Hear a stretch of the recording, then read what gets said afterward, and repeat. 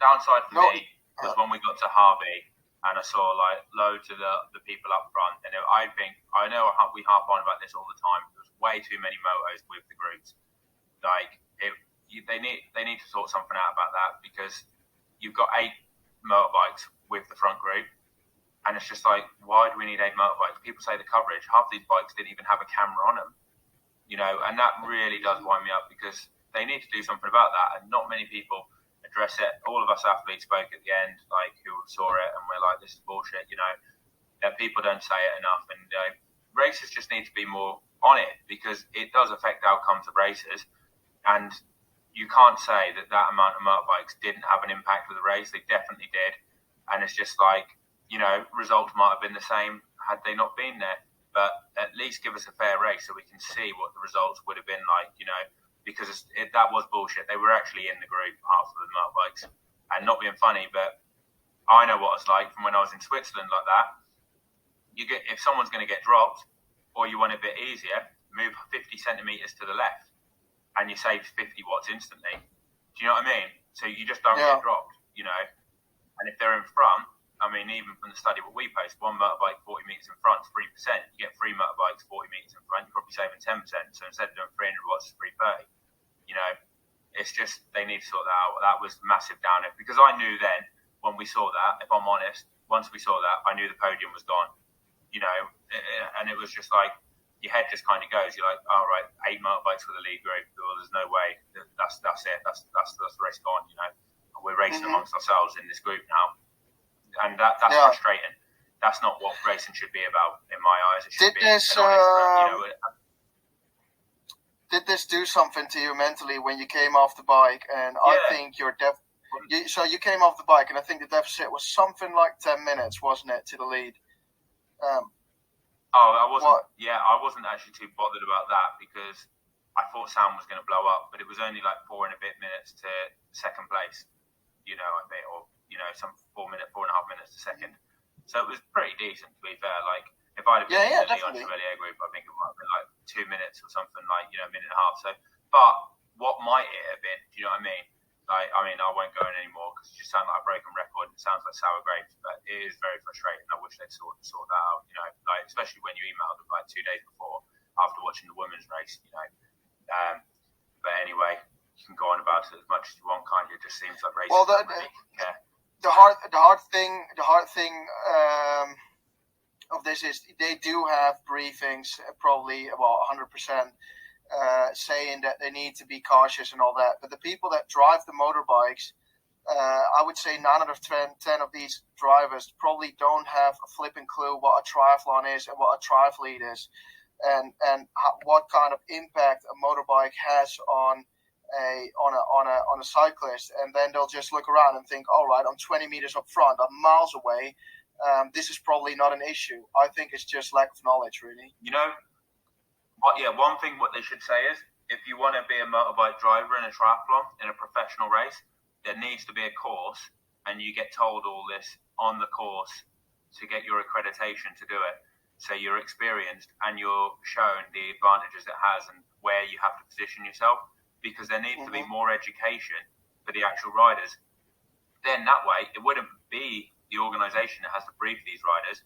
For them to actually work for the race, they would have had to have passed an accreditation where they're actually told how it affects the races and everything like that. And there needs to be more education, like you say, for the motorbike drivers, because it is total bullshit. What are we making the sport into? Like, whoever gets out of the water first gets the motorbikes. I mean, come on, it's just it really winds me up. And that's why I'm not racing Israel, mate. Another story, but like, I'm going to race Arizona, because I'm 99% sure that Israel will be another race where the group that gets out of the water first will get the motorbikes. I mean, we'll see how the race pans out, but I wouldn't be surprised if when you watch the race, you see a group of 5 getting motor pace to 15 minutes off the front, something like that.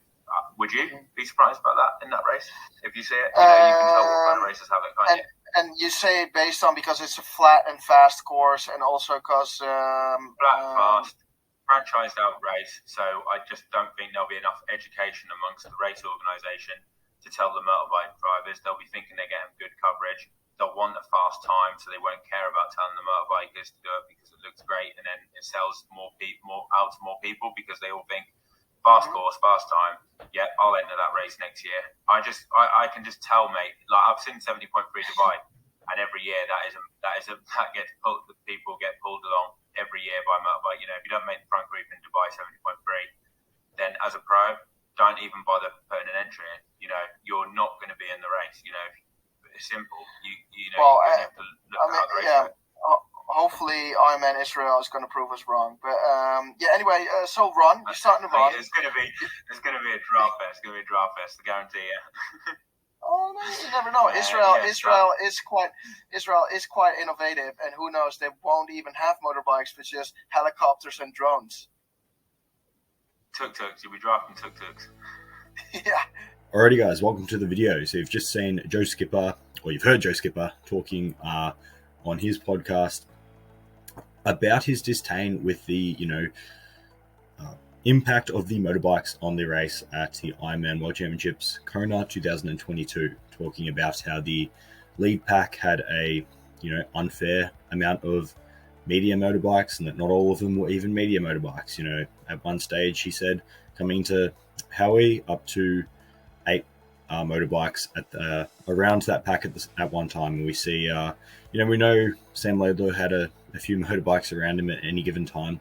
And I guess that's just the benefit of coming out of the water in the front pack. But also, is it fair? Well, he definitely seems to think not. And here we have a study that would certainly back him up. The Journal of Wind Engineering in Industrial Aerodynamics, aerodynamic benefit for a cyclist by a follow motorcycle. And this is something that's been a big problem in Ironman for some time. But a lot of the discussion around drafting, etc. in Ironman has really been about the actual distance between the two cyclists that are actually racing. And we know that Ironman has the 12-meter rule. Challenge, however, has the 20-meter rule. And some seem to think that's much better ruling to have because it makes it, makes drafting a lot more difficult. And it also takes away the benefit that is there, because there's definitely still a benefit, however small it is, there is still a benefit of being 12 meters behind a rider in front. There is significant benefit, however, from having a motorcycle in front of you. There's also benefit from having a car or even a motorcycle behind you when you're riding. So, Joe Skipper there has talked about, when he has, he's done his own testing of having a motorbike 40 meters up the road, I think he said, and how that can reduce drag by 3%. Well, here we're looking at even having a motorbike behind the rider. So it's like, the argument of whether, maybe the motorbikes weren't directly in front of the riders. Well, even behind, here we see, and we have pretty definitive proof that, they can, in fact, have an influence on the outcome, or at least accelerate the riders of which they're following. So if we have a read here, it is well known that the greatest potential for improvement in cycling speed is situated in its aerodynamics. It's 100% correct. And even the individual rider, we see Sam Laidlaw averaging 311 watts going 404. These wattages aren't unheard of. There's certainly been riders who have put out more watts in the past, but definitely haven't gone that fast. So aerodynamics is a very big thing. But what's not focused on a lot in the general discussion around this is the impact of the actual official motorbike. So at racing speeds of about 54 kilometers per hour, or 15, this would be meters per second in time trials, the aerodynamic resistance or drag is about 90% of the total resistance. Aerodynamic drag can be assessed by field tests, wind tunnel measurements, and numerical simulation by compounded fluid dynamics, CFD. The use of CFD in wind engineering, also referred to as computational wind engineering, has seen a rapid growth in the past 50 years. So we go on. Indeed, also Cycling Aerodynamics, several publications have reported CFD simulations. While most aerodynamic studies in cycling favoured the drag of a single cyclist or isolated cyclist, several efforts have been made to assess the effects of drafting. So this is drafting other riders. For the first time reported, the aerodynamic effect of a leading cyclist due to a trailing cyclist. So for a leading cyclist due to a trailing cyclist based off CFD simulations, wind tunnel measurements. So this was effectively like measuring, if you have one rider behind you, how much does that benefit you? Even though they're behind you, they're still creating an effect of reducing the drag of the air resistance by the way in which the air actually moves around that rider behind you. So we go on. Essentially what this study looked at, we don't need to get into the absolute, specifics of the methods and the scientific analysis. I'm not an aerospace engineer. I'm not, all that well versed in this stuff, but essentially, they looked at different possibilities. We have a bike here, a motorbike riding next to the cyclist. We have the effect of 2 bikes at a varying distance, the effect of 1 bike at a varying distance, and 3 bikes side by side at a varying distance. And essentially, if we run down, you can go through, I'll actually link the study if anyone's interested to have a read. But, if we go down to the discussion and the conclusion of the study, we see in fact that, and here's the results. Essentially here we're looking at the drag reduction of the cyclist themselves and the distance of 1 motorbike here, 2 motorbikes, and 3 motorbikes. So obviously this is a very short distance. This is 1 meter, but even 1 motorbike at 1 meter behind, a 4% draft reduction. 2 motorbikes, we're getting over 6, and then 3 motorbikes, we're getting over 8% draft reduction. So we go down to the conclusion of the study, and we have a read through.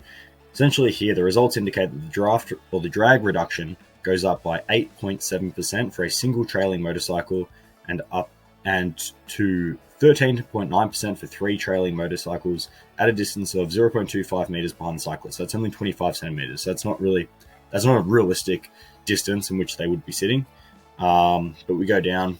So based on monogram distilled from the CFD simulations, it was ascertained that for a typical time trial distance of 50 kilometers and for realistic separation distances of half a meter, 1 meter, 2.5 meters, 5 meters, and 10 meters, the potential time reduction by exploiting the aerodynamic effect of a single following motorcycle is over 50 kilometers was 108.7 seconds, 62.2 seconds, 20.1 seconds, 5.6 seconds, and 1 second respectively. So that's the distance of 1 second for a 50 kilometer time trial of a motorbike sitting 10 meters behind, and obviously they're not always sitting that far back. Sometimes they're a lot closer. Sometimes there's more than one. So the effect of a single following motorcycle at realistic short distances here, 0.25, 0.5, 1 meter, and then larger, larger than the effect of a following car at realistic short distances of around 5 meters. And this is definitely significant, and these drag reductions are significant. Again, I'll link it in here. You can have a look. But essentially, all of these things accumulate, and it might be quite small, but over the course of, remember, an Ironman is 180 kilometers. If you have a motorbike sitting a few meters behind you at any given stage, or to the side, or even at some stages up front, like Joe said, all you have to do is kind of move across to the left, and then you're behind the motorbike. So, that is significant, and you are getting significant advantage or even minor advantage, I should say, that other riders further down in the pack aren't. So how do you circumnavigate this issue? How do you kind of work your way around it? Well, like these guys suggest, potentially having training courses to actually really inform the official motorbikes about the actual distances or the actual effect of, the aerodynamic effect and the actual influence they are playing on the race. And again, no one's saying that there would be any changes to the results. No one's saying that these guys up front were cheating by any means. You can only do your own race. And if there are motorbikes around you that are, as a byproduct, kind of helping your performance, it's not necessarily your fault. But, it's definitely something that can be taken advantage of and can be utilized, or, I guess, kind of used as, really a method of going a lot faster. So let me know what you guys think. Obviously, I think this is something that needs to really be addressed. Not only do I think potentially we need to look at, increasing that 12-meter draft to a 20-meter draft zone like Challenge do, but Ironman don't. Also really trying to kind of knuckle down on the effect of these lead motorbikes, because essentially, it's great to see fast times, it's great to see records broken, but at the end of the day, is it fair for the riders who are coming out of the swim a little bit behind those front guys? I would probably say, it's significant of an effect, whereby these guys coming out behind do have a right to kind of be pissed in a sense. So let me know what you guys think about that. I'll link the study. I'll link the podcast, the full length of the podcast, Triathlon Mockery, where Joe was speaking there about his race and his analysis of Kona 2022. And yeah, post what you guys think. How do we get around this issue?